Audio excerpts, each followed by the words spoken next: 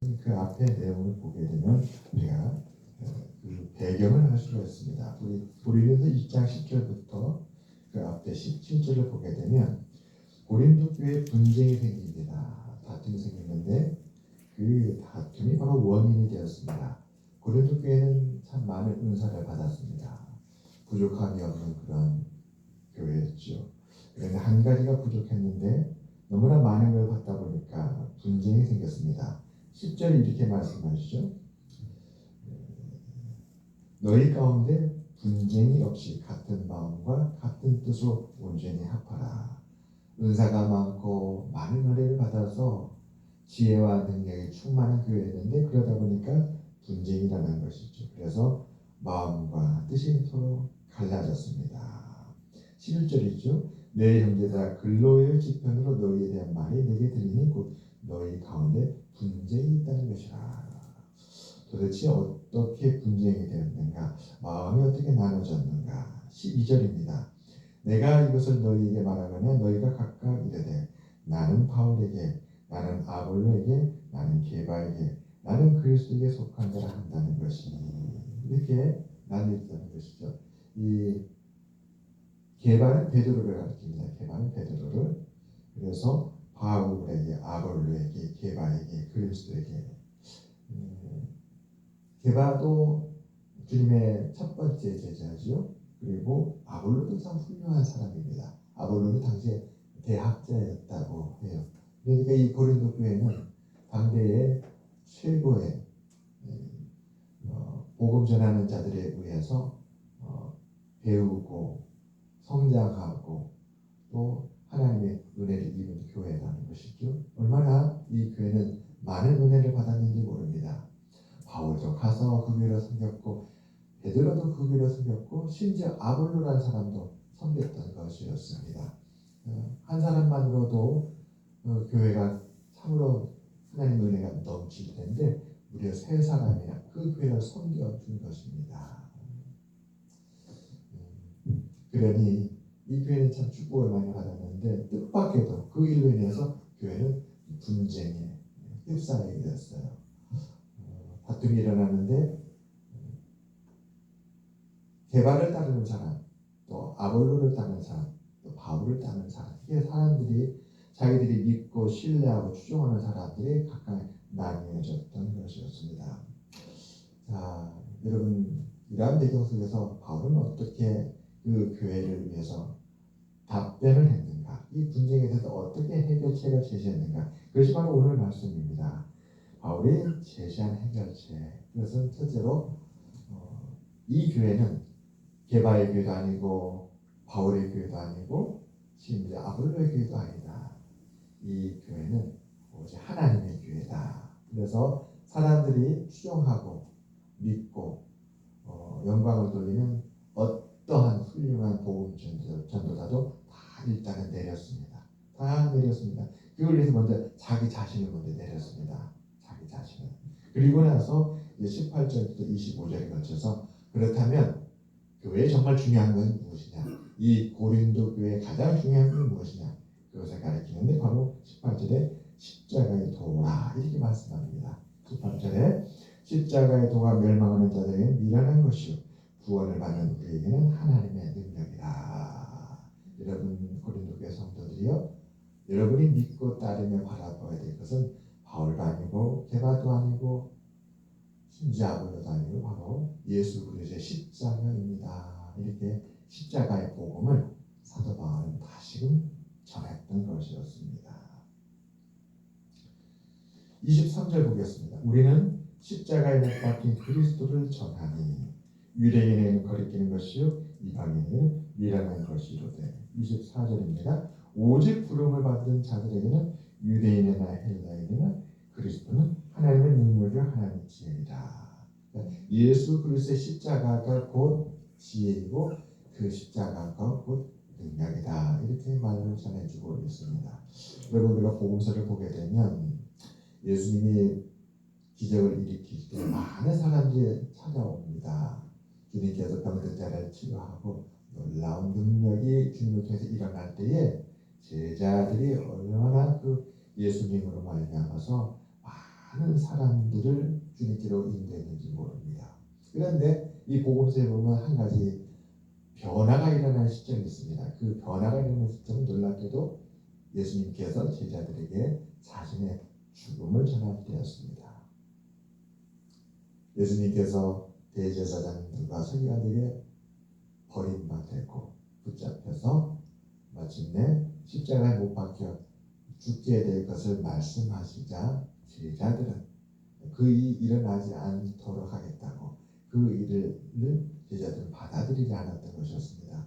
제자들도 주님으로 말미암아 그 능력으로 기적이 일어나는 것은 원하였지만 그 주님이 십자가에 죽는 그 죽음의 길을 걸어가는 것을 원하지 않았습니다.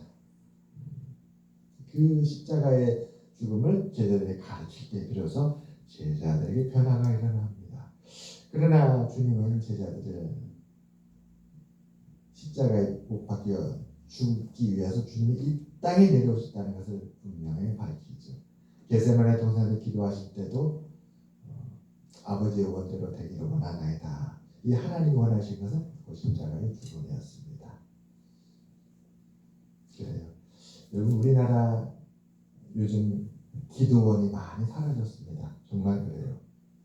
제가 목동의 반석교회에 있을 때에 그 교회가 2003년도에 강화도에 50월부터 기도원을 만들었어요. 처음에는 기도원을 오픈했을 때 큰 버스도 있었습니다. 그래서 큰 버스가 강화도와 목동을 오고 가면서 성도님들을 태우고 다녔어요. 그때에 그 교회는 큰 비전과 꿈이 있었어요. 이 기도원이 피난처가 돼서 절망에 빠진 많은 사람들이 기도원에 와서 기도함으로 다시 희망을 되찾고 일어나게 됐으면 좋겠다. 우리나라의 기도원이 분리돼서 일어난 것은 1970년대, 80년대 지나면서였습니다. 저도 제가 20대 때 하늘산 기도를 가봤었어요. 하늘산 기도원도 가보고 또 천마산 기도원도 가고 우리 결혼하고 나서 신혼여행 먼저 간 것이 아니라 천마산 기도원 가서 기도부터 시작했었습니다. 그때에 30년 전, 40년 전에는 많은 사람들이 기도원을 찾았어요. 그때가 언제야? 우리나라 어려울 때. 그러니까 천마산 기도원도 하늘산 기도원. 여러분 차범근 감독 지금은 이제 은퇴하셨지요. 차범근 감독 전 감독이 현역 시절 때 독일에 가서 이제 한국 선수로 독일에 스카웃돼서 분데스리가에서 활약하기 전에 무릎에 문제가 생겼었어요. 무릎이 너무 고통스러웠어요. 이 축구 선수에게 무릎이 고장 났다라는 것은 축구 생명이 끝나는 거나 마찬가지입니다. 그래가지고 우리나라 대표의 차범근 선수가 이병헌 저병헌 다 다녔지만 무릎을 고치지 못하니까 어디로 갔냐면 결국은 하늘산 기도원에 갔어요. 그때 이천서 목사님이라고 유명하죠. 그분에게 기도받고 그 기도받고 그날 나갔어요. 그분이.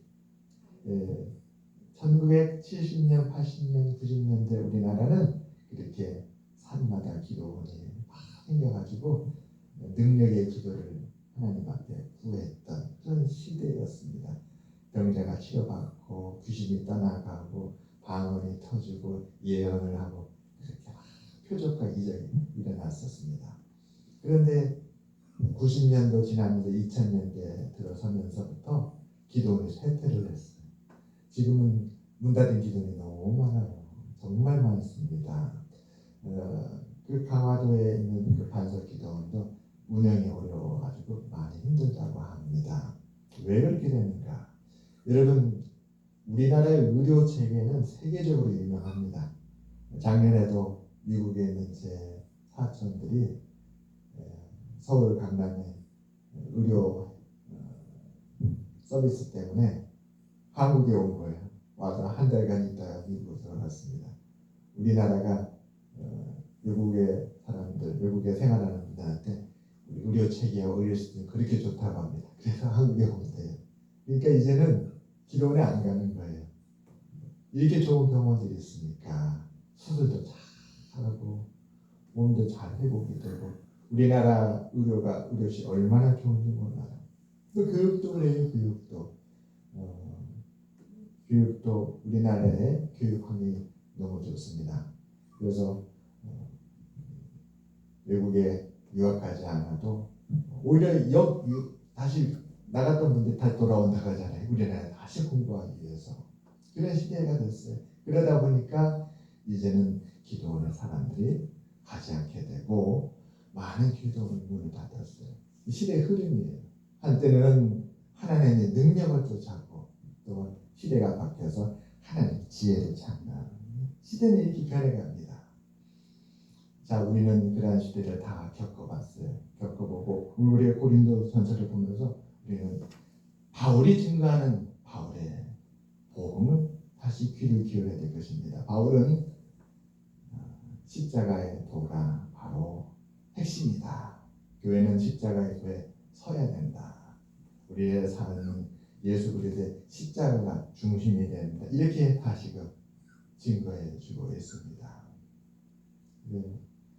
능력을 쫓던 또 한때였습니다.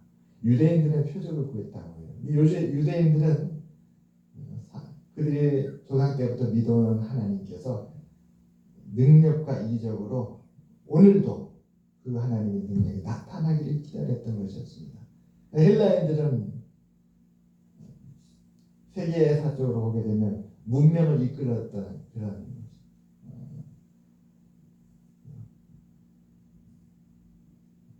문명을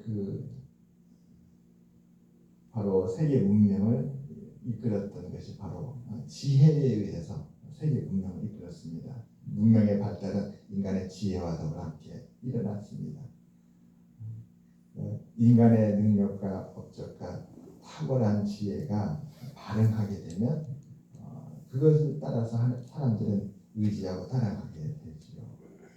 이렇게 세계 역사의 흐름을 이렇게 달라지지만 사도 바울은 그 가운데서 오늘 이렇게 말합니다. 십자가의 도가 교회의 중심이다. 사랑하는 여러분, 하나님은 인간이 때로는 능력을 줬고 때로는 지혜를 줬기 때문에 오늘 사도 바울은 이렇게 전합니다. 전도에 미련한 것으로 구원을 이루었다. 우리 함께 볼까요?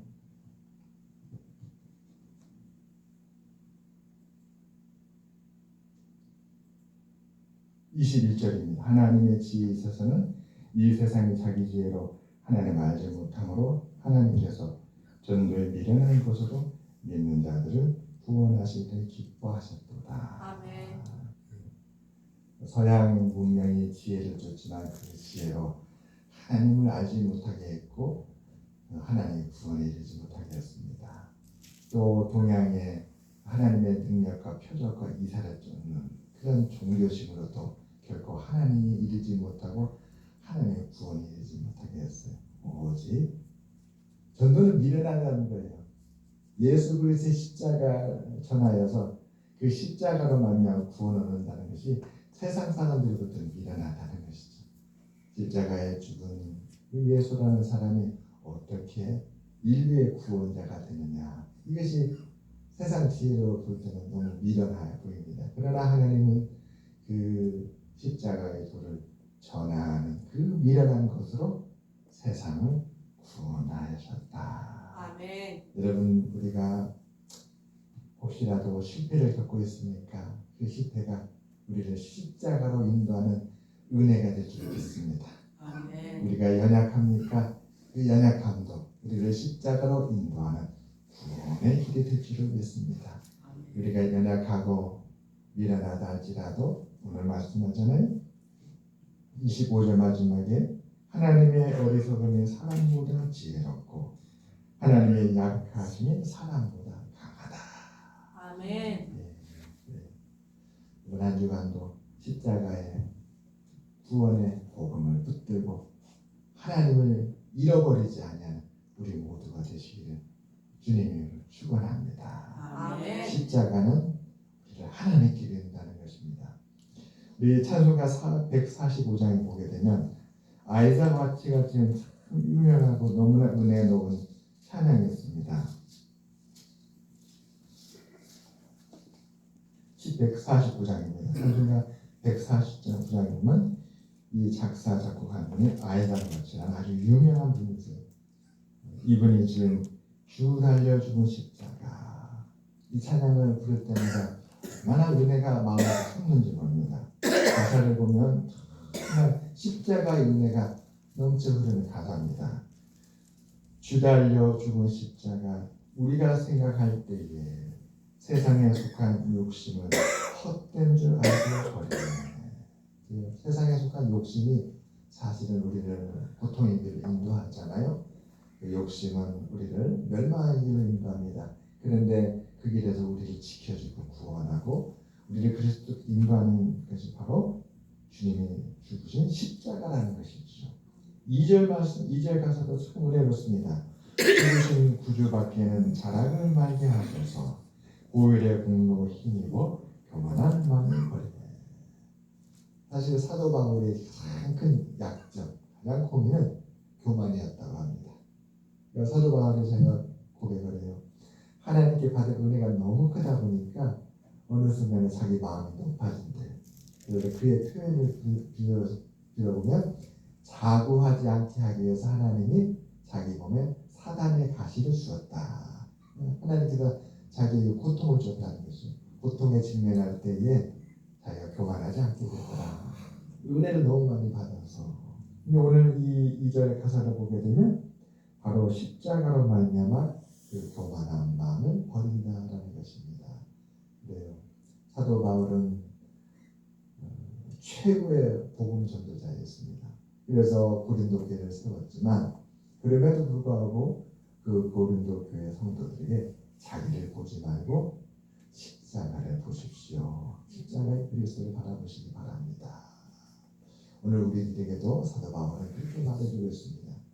여러분 아픔이 있습니까? 고통이 있습니까? 상실의 아픔이 있고 절망의 고통이 있으십니까?